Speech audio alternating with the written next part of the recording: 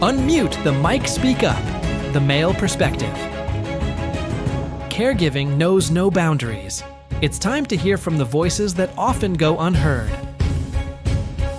Meet our global male caregiver speakers, sharing their powerful stories, experiences, and insights. Introducing our esteemed presenters, Dr. Wayne Freemanchon, Kevin Jordan, Dr. George M. Ackerman, Trevor Jeremiah Carter, Keith Demps, Basiliso, Bas Moreno, Lance Aslatin, Mark Varkavisser, Michael Waters, Scott Wells. Connect, learn, be inspired. Together, we are stronger. Together, we make a difference. And now, meet our beautiful summit hosts, Cheryl D. Mims and Christina Keys. Reserve your ticket now and be part of this impactful event. Cheryl and Christina and the Global Caregivers Network for the time today. It's been an honor last year to be back here. To be with you all live means the world. Please support the Male Caregiver Summit. Feel free to share this. But a little bit about myself. Again, my name is Dr. George Ackerman. Unfortunately, my mother passed due to Parkinson's disease. A lot of individuals may not be aware, but Parkinson's disease is one of the fastest growing neurological disorders in the world. About 1.2 million people in the U.S., but 10 million globally are diagnosed right now. Sadly, in the news broadcast just last week, they believe that there'll be about 25 million people in just 10 more years, which is kind of shocking, saddening. But I believe being here today and sharing advocacy with all of you, and if you could all go back and share this with your friends and your family, we can really change the world for the better. Being a male caregiver, it's odd. I didn't even think about that because when my mother was battling Parkinson's, I knew I was her son, I was her support, and I had to be there for her. It was only one night when a nurse had mentioned, she was shocked that I was helping my mother as much as I did. And I was thinking, why would you say that? And she said a lot of the males do care, but they don't really speak up. And then I met Cheryl last year, and I was just honored to be a part of this because I feel it's such an important need in society, not just here for our show, our summit today, but it has to be an ongoing conversation. So reach out to all my fellow colleagues speaking today because they're really making a difference. And you listening at home or wherever you're listening in really do also change the world for the better. Male caregiving was not easy for me. A little bit of my background, Christina mentioned it. I'm a police officer, reserve today. I'm also an attorney, and I have a PhD in criminal justice. When I dedicated my life to helping individuals who are victims of crime, but when my mother's decline started happening pretty rapidly, all that kind of went out the window. I felt like I was back, they say when you're in law school or become a lawyer, you're kind of just thrown into court. Doesn't matter what training you have, you're not prepared. Same thing as a police officer. You go through all your training, but you get thrown into the field and it's nothing like really what you've trained. It's just a different experience. Well, that's how I felt as a caregiver. I had no clue what I was doing. I wasn't prepared. There was no class I could take.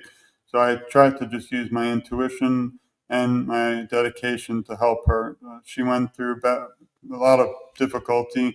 The last 4 years, I'm not sure what happened. Even the medical doctors don't understand why it progressed so quickly. Just a quick note, Parkinson's disease is a neurological disorder. So you'll see signs, famous actor Michael J. Fox, who I had the honor to meet a few times now, shows signs of external tremor, so uncontrollable movement. Also rigidity, so stiffness in the body. It also affects the gut and the stomach, just affects almost everything. Some individuals, like my mother, had dyskinesia and dystonia, which is the toes start to curl and you can't control it. She also didn't sleep. So it just continued to be a tough battle for my mother. But at the same time as her battle went on, I, as a male caregiver, also had a tough battle. I had to figure out how to juggle my own family with 3 children. One was actually just 1 year old at the time. My incredible wife, who was also a female caregiver, helping me tremendously. I don't think without that support, I would have even made it today. I try to do a lot, really, today in her memory, my mother. We started together for Sharon.com, which I'll try to get to in a moment. But my own health as a male caregiver suffered. I really lived in the gym before caregiving for my mother, and I couldn't do that. I wanted to be there for her 24/7 because she only felt safe when I was around.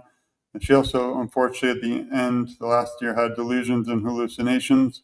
I think they were due to some of the medications for Parkinson's. So I always say I felt like a little, nail and a hammer just kept hitting me, and that's just, you just have to keep fighting that. Try your best. Some recommendations, obviously, they say take care of yourself first because you're not going to help your loved one unless you're healthy. I didn't do that, so I'm going to be honest. I just knew they say Parkinson's doesn't take your loved one; it just they die with it. But my mother had no other medical issues, so we believe it was due to Parkinson's or complications. So I didn't know because the 15 doctors said she wasn't going to die young, but she did. She was only 69. To me, that's way too young in 2025, or back then 2020. So there's a lot of things to need to do. I today, as an advocate for all those in my mother's memory, but battling Parkinson today because we still need a cure. The only way to find a cure, in my view, is to have things like this beautiful summit today, and through all of your voices to share this again, to support the summit, to support all the incredible speakers. It's very, very important because if we gain more awareness throughout the world, then I feel we'll come closer to a cure for all diseases, not just Parkinson's. So my mother sacrificed a lot in her life, and I realized that it was time for me to do the same. And sometimes we don't like to say we have to sacrifice, but it is a sacrifice. You have to give up, your own health sometimes a little bit. Don't do all of it like I did, but you want to give up some things to be there for them, to support them. If you had an odd argument, just forget it. You have to cherish the time you have with them now.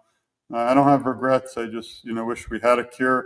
The problem, a big one with Parkinson's disease, is every individual is not the same. Everyone has a different journey, so it's very complex. We don't know the true cause. I feel it's environment.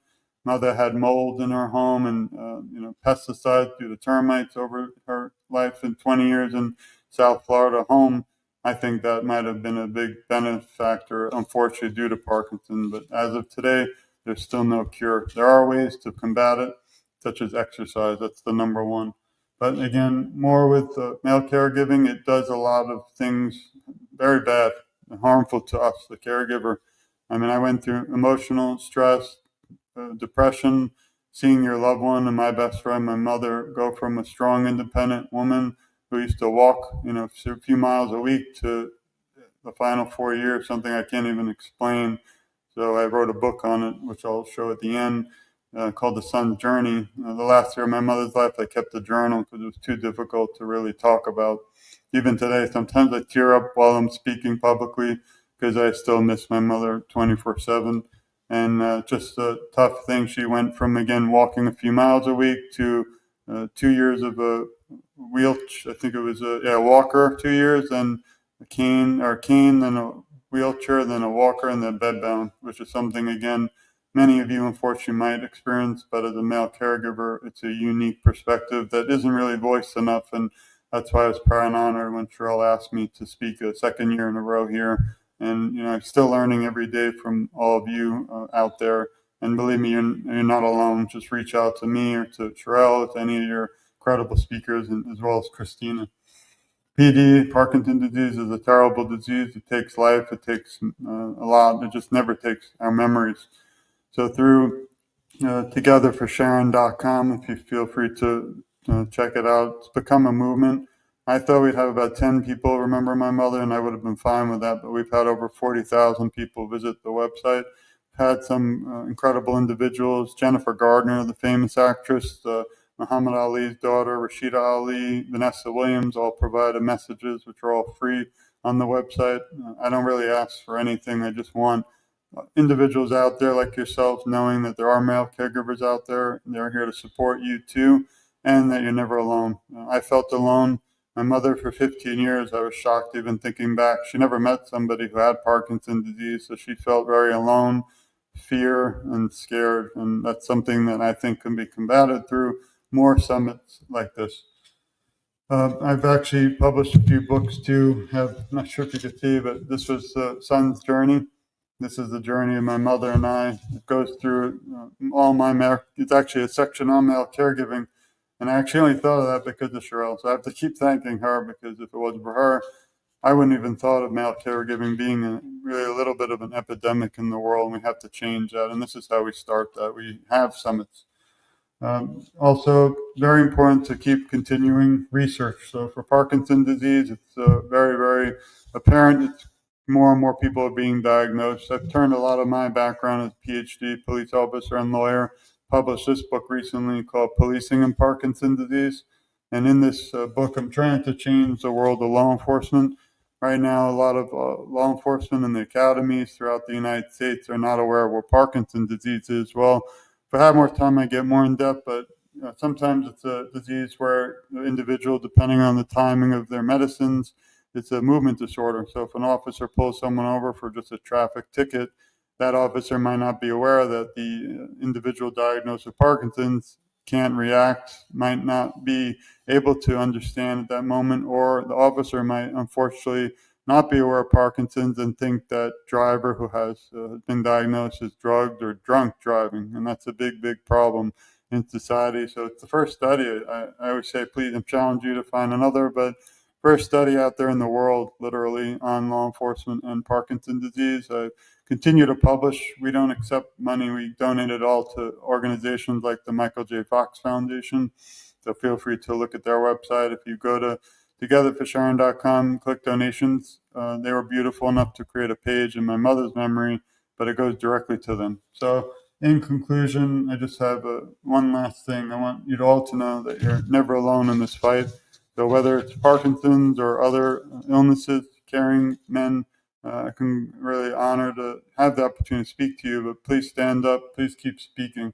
I have a podcast too called Q&A with Sharon, son George. It's throughout the world. We interview really the Parkinson's community, but this is worldwide too. Again, 10 million people around the world are suffering with Parkinson's, and it also affects their families, as it did with me and my family as a male caregiver. But I always end my show, and I'm going to end today, unfortunately. I always say it shouldn't say the end, just to be continued. But we love you, we support you, we care about you, and you're never alone. I, along with Cheryl, Christina, and all these incredible speakers, which I hope you enjoyed today coming up, will advocate for you. And together, I feel our voices are so much stronger. And although I lost my mother 5 years ago, it feels like, reoccurs every day. I miss her. But I just want you to know I'm just getting started. And no matter how long this journey takes until there's a cure for Parkinson's disease, you could be sure I'll be standing right by your side until the cure is at everybody's doorsteps around the world. I go by Sharon, son George. You can reach me at togetherforsharon.com. And what an honor it has been the second year. I wanted to again thank everyone, my colleagues here speaking. I want to thank the audience, and please support everybody. It's not just about one of us. We're all in this together. Thanks, everyone. Love you, and we'll see you soon. The Global Caregivers Network proudly presents the second annual Global Male Caregivers Summit, happening April 12th, 2025, from 9 a.m. to 1 p.m. Eastern Standard Time. Join us as we welcome